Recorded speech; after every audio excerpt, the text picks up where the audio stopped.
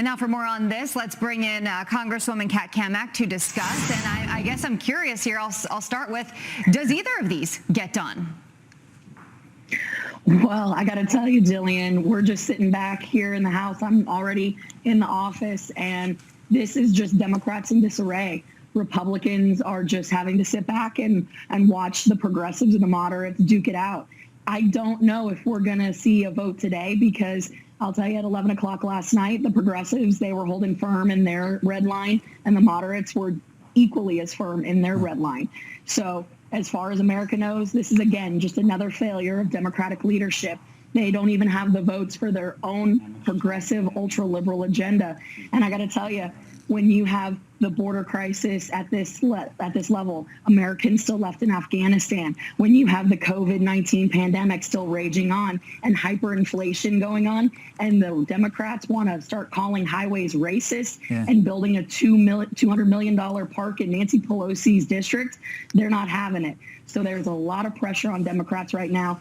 Word on the street is that we will probably be here over the weekend voting, and you can probably tell from my voice, I've been screaming from the rooftops about the garbage that is in this bill, and I'm going to keep doing it till I have no voice left. We hear it. You're powering through here. We appreciate it. Congresswoman, you heard in the soundbite in Cheryl's report there, these congresswomen on the progressive side, their infantile sound bites are offensive, I think, to a majority of the American people, because they represent such a small minority of the American voter. Why do they feel they have the right to implement their warped vision for our country?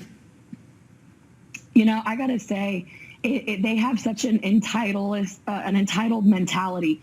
They think that the world owes them something, and that is the scariest thing of all. You know, yesterday I testified in front of the House Oversight Committee, and I was the lone pro-life woman testifying as a member of Congress against the abortion on demand bill. And they had 3 of their Democrat colleagues sharing their abortion stories in favor of aborting on the voiceless, the defenseless. And as I was giving my testimony about how my mother made the brave decision to choose life in the face of extreme danger, AOC, Ayanna Pressley, Rashida Tlaib, they couldn't even look me in the eye. So when faced with opposition, they can't even stand up to that. They just turn away because they don't want to hear it. They don't want to hear what they can't have and they can't stand. So they just turn away and keep their eyes down. And that's what you're seeing right now.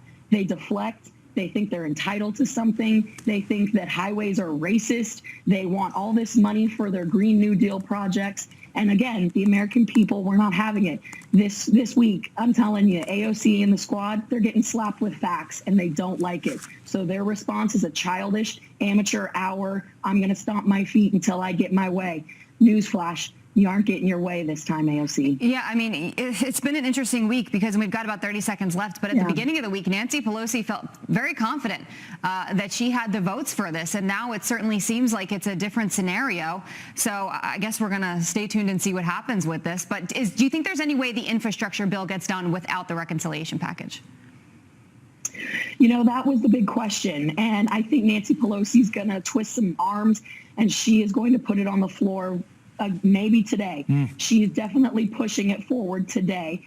And so we'll see if they have the votes. They're counting on a very small group of Republicans. For all Americans out there, get on the phone, start calling your member of Congress, let them know where you're at. That's the most help that anyone can do right now. We will check back in with you next week.